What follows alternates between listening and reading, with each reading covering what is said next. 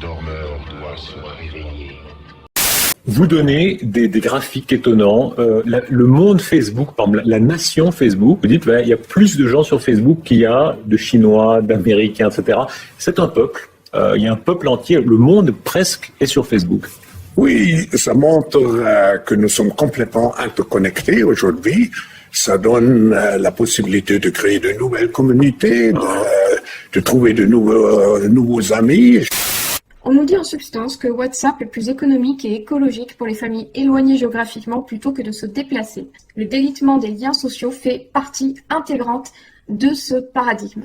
Et en coupant les gens de tout contact et de tout lien réel, on rétracte aussi certaines zones de notre cerveau qui sont plus ou moins extensibles en fonction de notre degré d'implication dans des activités sociales. C'est donc une question de très haute importance parce qu'elle a une influence sur notre énergie vitale, sur la capacité de résistance des individus et donc du peuple. Le mauvais ou parfois bon côté, c'est le contrôle policier qui est possible grâce à ça. Est-ce que ça vous fait peur ? Non, ça me fait de soucis parce que ce qui est clair dans ce nouveau monde, on doit accepter une transparence, et je dirais même une transparence totale. Ça devient, comment dirais-je, intégré dans votre personnalité, mais si on n'a rien à cacher, il ne faut pas avoir peur. La technologie, c'est aussi ce que propose la Chine avec le crédit social. Voilà. Où là, tout le monde est reconnu dans la rue facialement. Et puis, si on traverse la route en dehors des clous, on perd des points. Et si on perd, ou si on fait des choses un peu plus graves, excès de vitesse ou autre, on perd des points. Et puis, au bout d'un certain nombre de points perdus, on peut plus voyager à l'étranger. Enfin, on peut plus faire un emprunt à la banque. Enfin, ça devient. Il n'y a pas que la Chine qui attribue ainsi des notes de citoyenneté. Le comportement d'une partie des habitants de Bristol est prédit par un algorithme qui attribue à chacun une note en fonction des crimes ou délits qu'ils pourraient commettre selon leur situation sociale. Les algorithmes sont de plus en plus utilisés pour prédire l'avenir, et c'est encore un autre élément qui montre à quel point l'homme est assimilé à une machine, dans la mesure où non seulement nos comportements sont formatés pour être de plus en plus prévisibles, en réduisant le champ de notre pensée, cette machine humaine, on peut ainsi beaucoup plus facilement la programmer et donc l'influencer et prédire ses comportements. On connaît les illusions auxquelles la Google University a souscrit. On sait aussi que des moyens sont consacrés à la fabrication de l'homme nouveau qui dépasse de loin le budget de l'éducation nationale de la France. Et un spectre se dessine sans qu'il soit nécessairement obligé de faire appel à George Orwell. C'est le monde où une race des seigneurs, c'est le monde où des hommes supérieurs géreraient pour leur bien une masse de consommateurs avides, gouvernés par les désirs que la publicité leur inflige et n'ayant plus un mot à dire sur leur destin, sur la société qu'ils conduisent et sur leur choix de vie.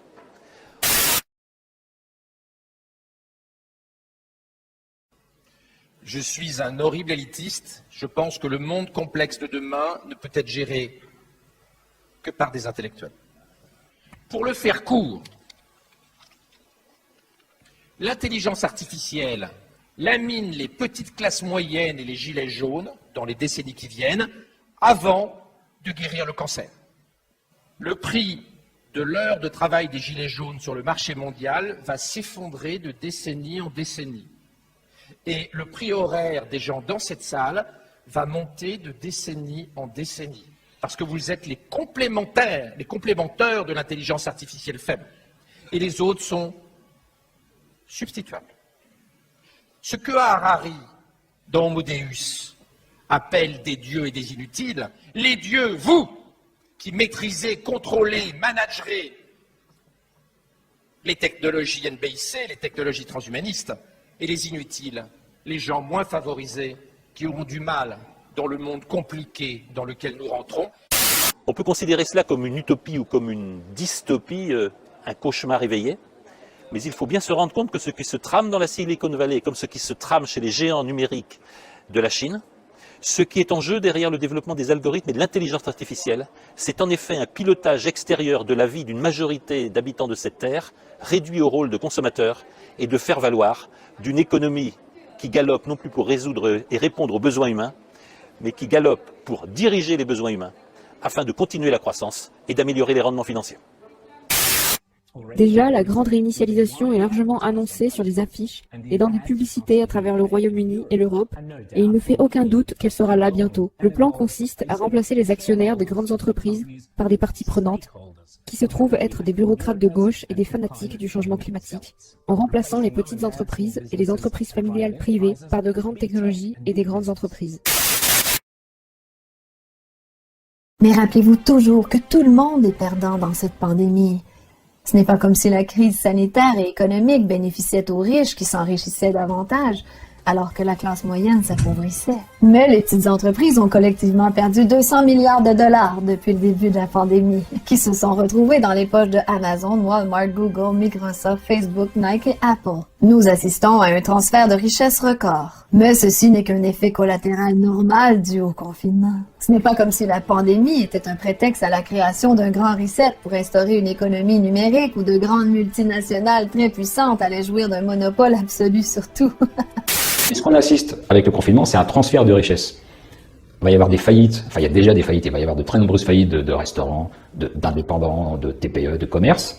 Et dans le même temps, on s'est rendu compte que la fortune des grands détenteurs de GAFA, notamment des grands actionnaires de Jeff Bezos et compagnie, leur fortune a explosé. Parce que eux, ils récupèrent déjà de la valeur. Et puis bientôt, on verra que les grands groupes, par exemple dans l'alimentaire ou la restauration rapide, après cette période-là, ils vont récupérer des pas de porc pour rien, ils vont pouvoir grossir et accumuler des profits. Donc on assiste à un transfert de richesse qui est voulu par ceux qui les dirigent, parce qu'ils défendent le capitalisme de connivence, l'étatisation.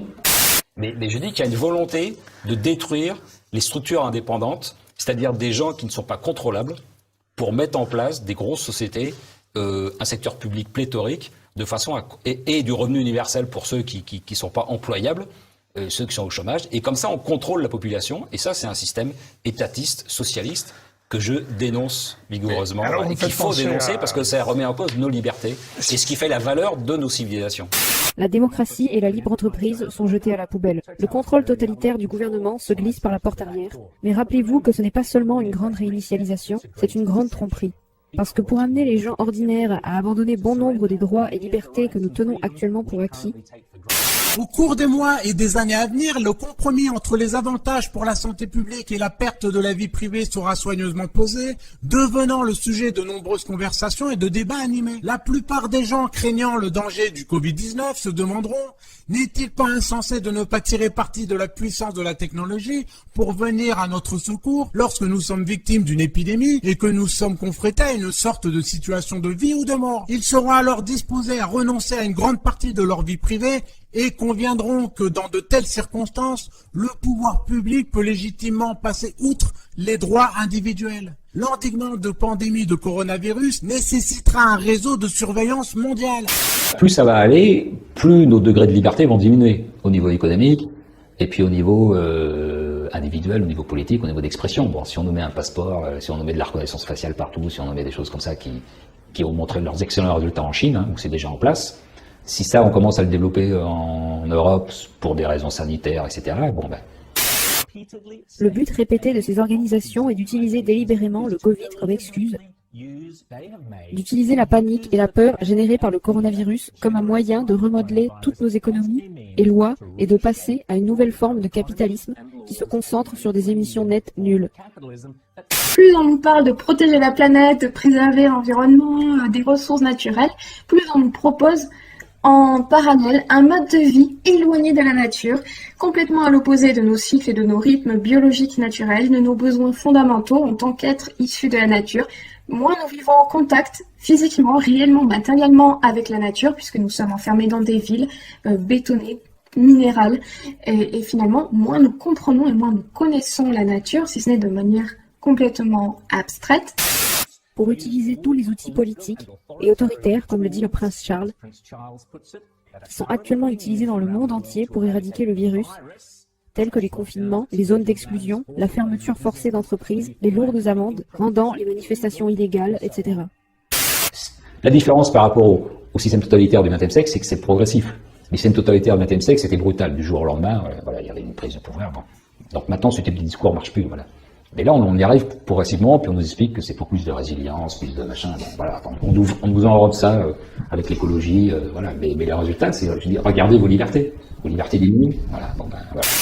Mais maintenant, pour éradiquer les émissions de carbone, ceux qui sont derrière ce programme sont catégoriques sur le fait qu'il ne peut pas y avoir et qu'il n'y aura jamais un retour à la normale. que la vie ne sera plus jamais ce qu'elle était avant le Covid. C'est pourquoi il parle constamment de la nouvelle normalité.